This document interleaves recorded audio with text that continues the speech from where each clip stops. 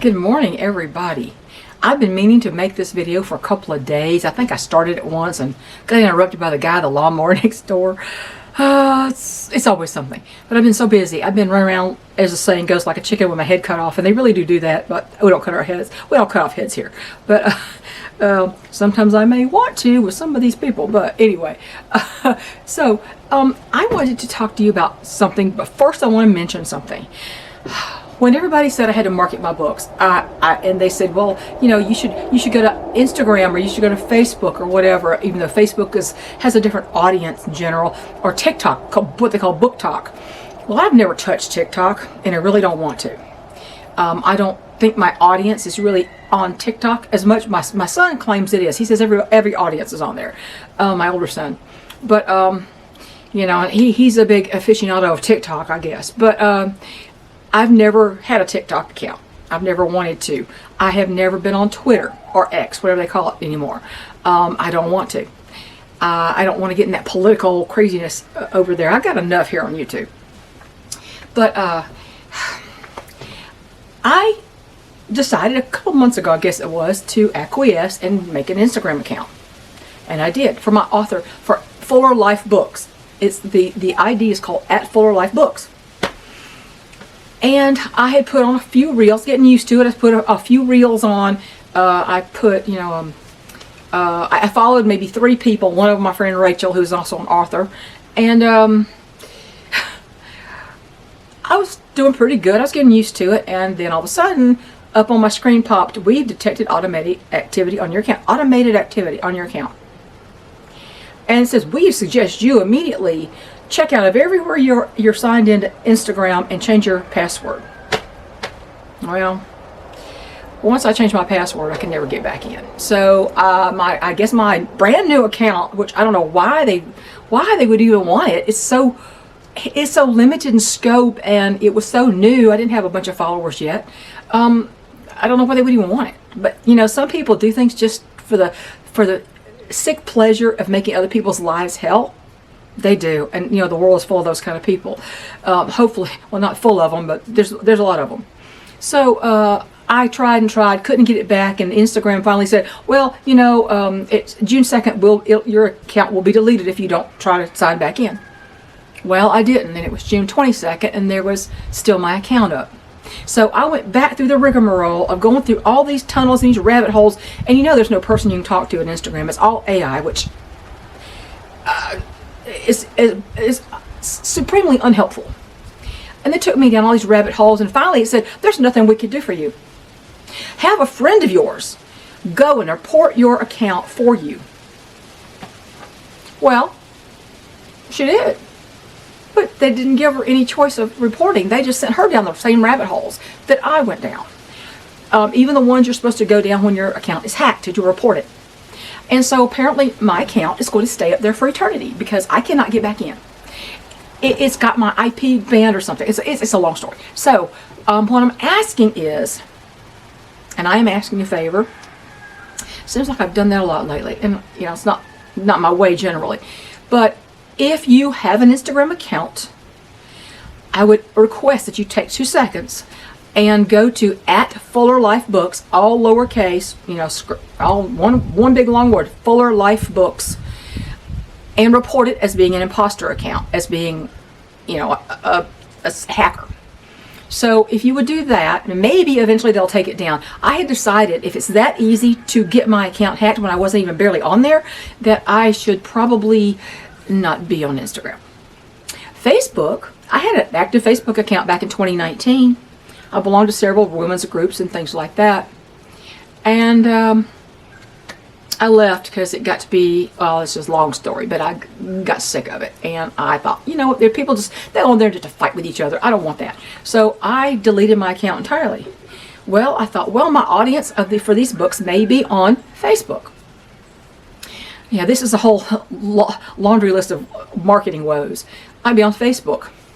And I thought, okay, I'll try to get an account back. So my husband still has an account on Facebook from many years ago. He's had it forever. He only allows people to be on there who has some kind of interest in biblical things and Christian things. And he has a lot of if somebody make a request, he goes to their page to see what they like and if they have any reference to that. And he usually denies most of these friend requests. Anyway, I gave into that, tried to do that, and all of a sudden they said did something different than they did before. They wanted me to do a selfie video on using my webcam.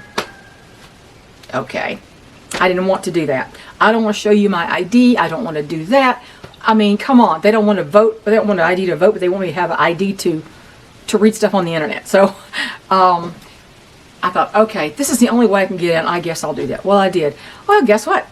It didn't accept it. It said, your account has been removed or something like that. It's like, you didn't even give me one yet. What are you talking about? So once again, the bots strike, and there was no account made that I know of. I don't think it ever came to fruition. And I thought, well, fine. So I don't have IG. I don't have Instagram. I don't have IG. I don't have Facebook. I've never done X or Twitter. I think there is a book talk on TikTok that makes more sense than going to Twitter. So I don't know what I'm going to do. Well, for now, this channel is it. And my homesteading channel, which is called A Fuller Life in the Blue Ridge, that one I talk about books sometimes too. I'll refer them to this channel. So I'm trying to grow this channel and help. Thank you if you've just subscribed. I appreciate it. And please comment. Oh my gosh, please comment. But Sonia, if you would report the IG account at Fuller Life Books as being an imposter account, I would appreciate it. I would like to see it disappear. So, okay, here's why I wanted to get on 2 days ago.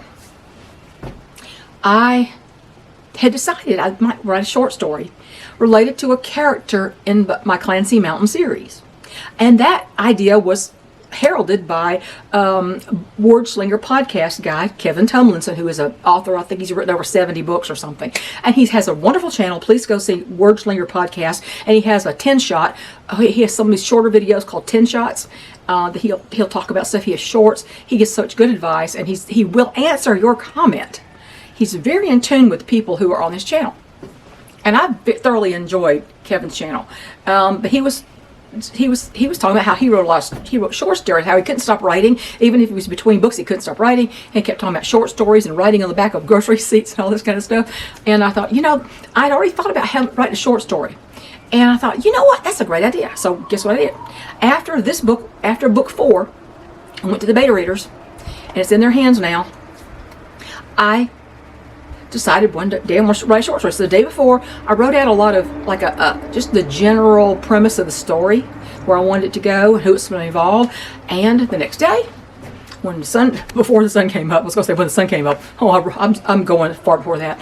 I started writing. By the end of the day, I had a short story. 2,700 plus words. I think in editing, I think it went up a few, or it's over 2,700 words. So it's definitely a short story. Short story is usually between 1,000 and 10,000 words. So this is about 2,700 words or so, plus it's over 2,700. And I wrote the short story featuring a secondary character in the book that I'm currently getting ready to publish, book 4. And there's a bit of a spoiler. The whole story itself is a bit of a spoiler for the end of the book, of book 4. But what I think I'm going to do, and I have it already, I sent it to my son, who is an author himself of several books, and I said, I know this is not your genre, but hey, I've read 3 of yours, so can you please read the short story and tell me if it makes sense without knowing the story? Because he hasn't read these other books. I said, I think he read the first part of the first chapter of one of the books. I said, can you tell me, you don't have to read the whole thing, but tell me, do you understand the story without knowing the characters? Does it stand on its own? And the next morning he wrote back, he said, yeah, it stands on its own. He said, actually, that could be a prologue to a new book. I went, oh, please, no, stop. But yeah, so that's all I needed to know. However, it is a bit of a spoiler if you're reading this series. It brings into the story some characters that end up in the epilogue of book 4. So what I think I'm going to do is give it away for free. Now, what I'm going to do, though, is I'm going to wait until this book is, if I hit publish on this particular book, and then I will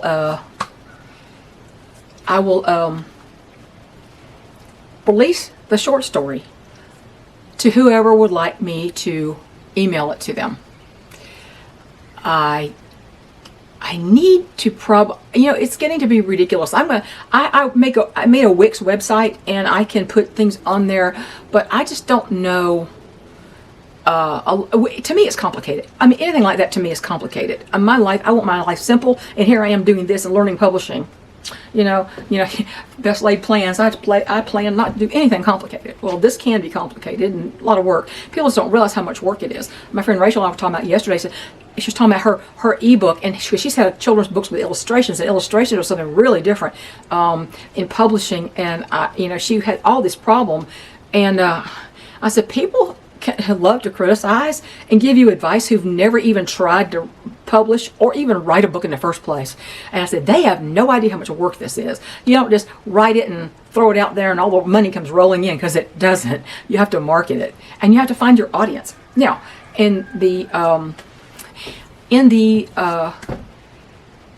well, before I say that, I thought about, in relation to short story, I thought, some of the characters I'm introducing in book 5, and a few came up in book 4, epilogue, and then book 5, they're going to be expanded upon. I wonder if some of their backstories might be some really good short stories. And if I can write several short stories, I could publish it as a collection of short stories related to some of these characters in this area where they all live. This beautiful, beautiful Blue Ridge Mountain area, which is, to me, stunning. This is so beautiful. So if perchance I would write a collection of short stories to publish as an ebook, not in a book form, but just, I don't think, as an ebook, would you be interested in reading a collection of short stories? Yes, no, maybe. You've never tried, you never thought about it, whatever. Let me know that. So there's that. Yeah, I thought about doing that. What was I going to do now? What was I going to say? I've been running around from 3:30 in the morning till 10 o'clock at night, and I don't think my brain has caught up with me yet. I don't know. I mean, it's way back here, and I'm out there. So we were this writing thing is really more complicated than people think it is, and I love it, and I'm going to do it whether it makes me money or not. But anyhow. So, book 5, I had the list of characters and I had the general premise already in my head, and I had a couple of days and I went, I don't know how do I even start this? How do I start this first chapter? Because if you don't grab readers in the first page, you're kind of at a disadvantage. You need to make them keep wanting to read further, to find out what happens, to see, does this person die? Does this person get what she wants? See, that kind of thing. You have to have people invested in the story itself. And if you don't get them invested on page 1, you may have lost them. Because a lot of people, especially with ebooks, which are fairly cheap, they don't feel compelled to keep reading if they're getting bored. You know what I'm saying? So, you buy an ebook for $2 to $8 or whatever. It's a lot cheaper than a paperback book. And it doesn't take up room except on your computer or your Kindle. And a lot of people will not stay invested in this story if you don't grab them, hook them in the first page, at least in the first chapter. Let's say the first quarter of a chapter. So I think this morning, that sleep writing thing I had been talking about, it started writing itself first thing this morning. I thought, I know exactly what scene to start with, and it's going to be a doozy.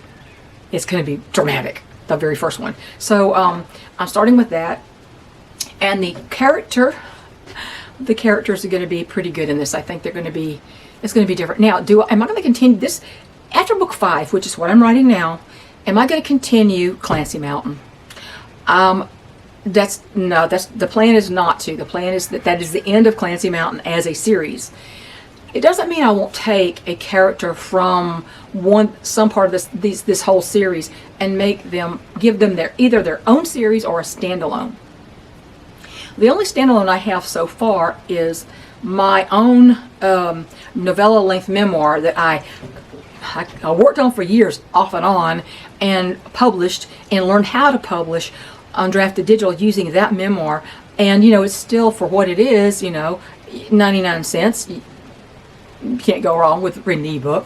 And And it has a special audience, people who thought start homesteading later in life, who are not in their 20s, haven't always had the homesteading dream, that kind of thing.